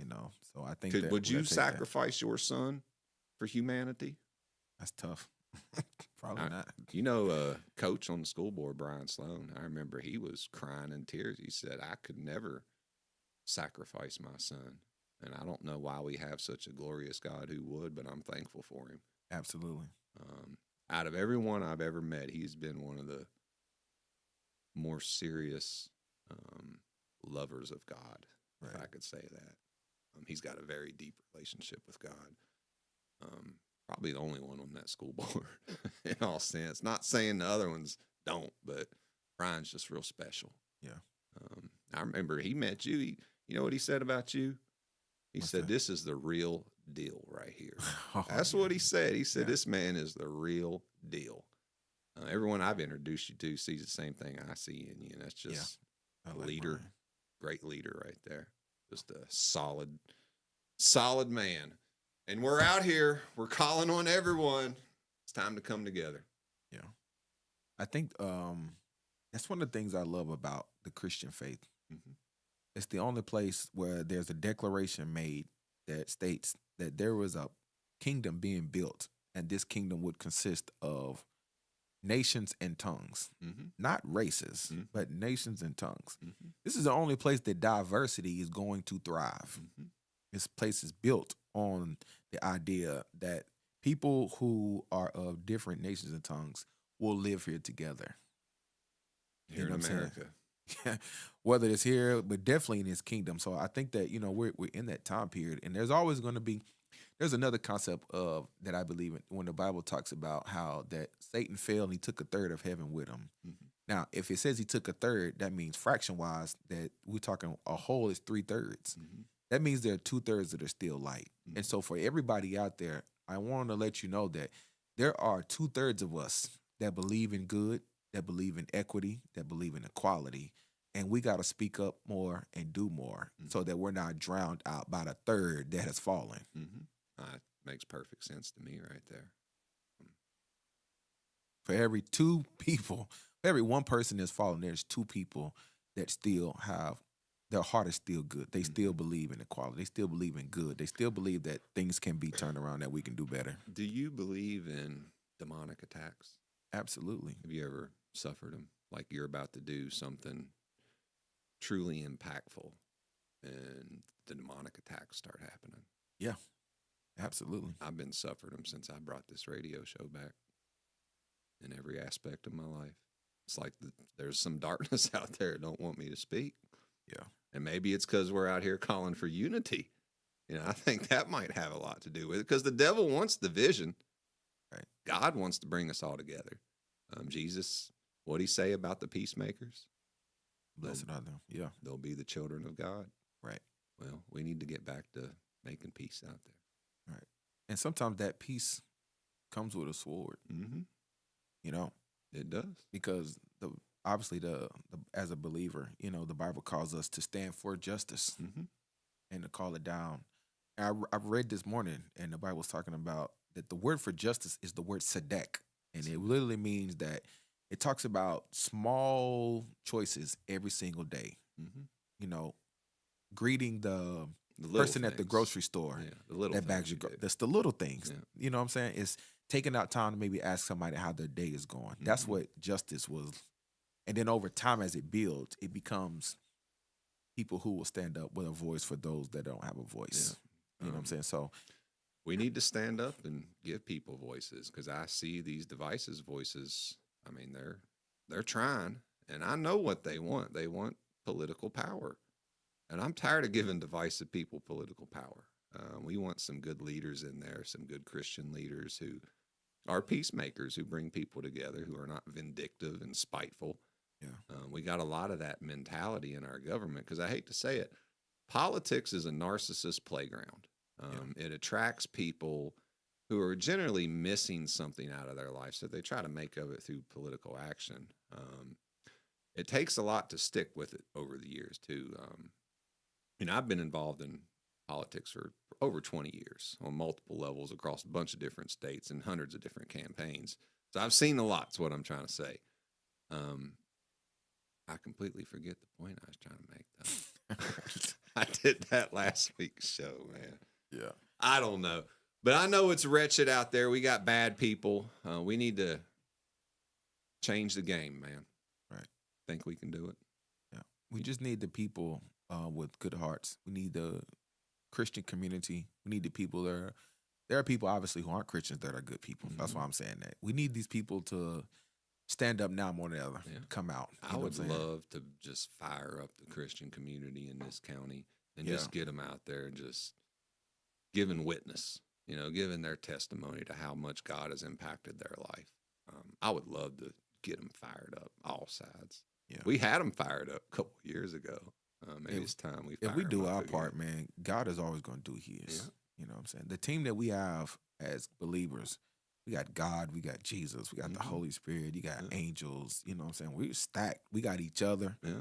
You know what I'm saying? So with 2/3 of us still gone, we just got to get out and do it. You know what I'm saying? We got to be willing to proclaim, you know what I'm saying, that his kingdom is at hand. That testimony that he brought wasn't just about, it was about everything that did not look like the kingdom in heaven on earth. He brought what it needed to change it. The authority he had was to change it. We can be that. We are that. It's not a matter of him. We just have to. This is the change we're going to bring going into the future.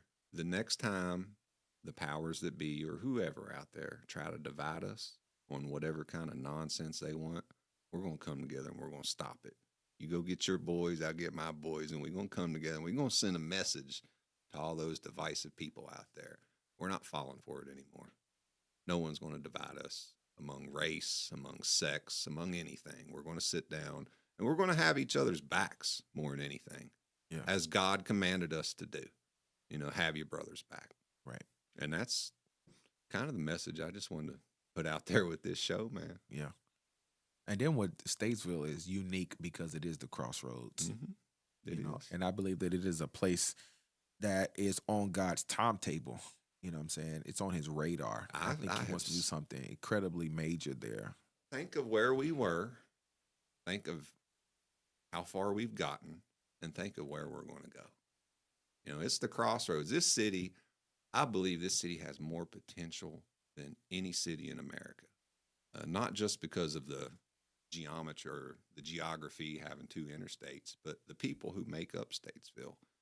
Because I know a lot of these people here, and they've faced down demons. They have grown stronger from it. Yeah. We see them out there overcoming the demons now. We got a lot of demon slayers out there, too. I know you've seen a few running around here. You might be one.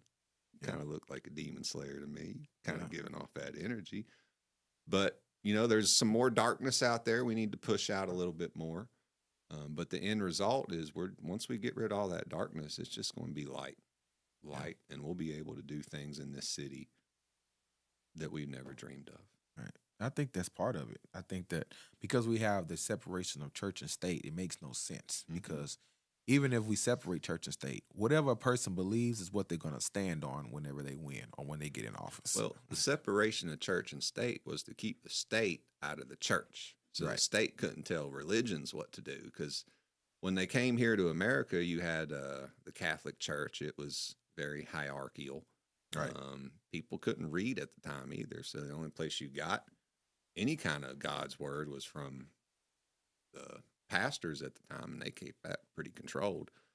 So a lot of it was for freedom of religion, keeping the state out. That doesn't mean Christians should not engage themselves in government. That doesn't mean we shouldn't take our values and turn them into policy in some form or fashion. Right. That's not what that means. Right. I think it's important for people to know, whether you're a Christian or not, that God loves you, and that his community loves you as well. And we are here. We're not absent. We are very much here, and we're being assembled. You know what I'm saying? And so we want to see change come, but we also want to be the change that the world needs to see. Yeah. You know what I'm saying? Because that's what we're called to do. And so, I think that's the reality that we have to understand, that the same way as the children of Israel were in bondage in slavery 400 years, and then they cried out to God, and then he came down and brought a deliverer and set them free and did whatever supernatural acts needed to be done to make it happen. You know what I'm saying? That's the kind of God that we serve, just to make it clear. You know, when I was in my campaign over 2 years ago, there were many nights that I would sit on the back porch and I would just be lost. I wouldn't know what to do. And I'd cry out to God, and every morning I'd wake up, he'd send an angel and solve my problems. I know God is real, and I know the devil is real, because I've seen them try to stop us too. Right. But they're not going to stop us. They're not going to divide us anymore, are they? Not at all. Not at all. So we're going to stand up to it. I thank you for coming on the show, man. Absolutely. He's going to be my fill-in. Like, when I don't want to do this, he's going to come in. He's going to do the show for me. Y'all might like him more than me. I'm just being honest with y'all.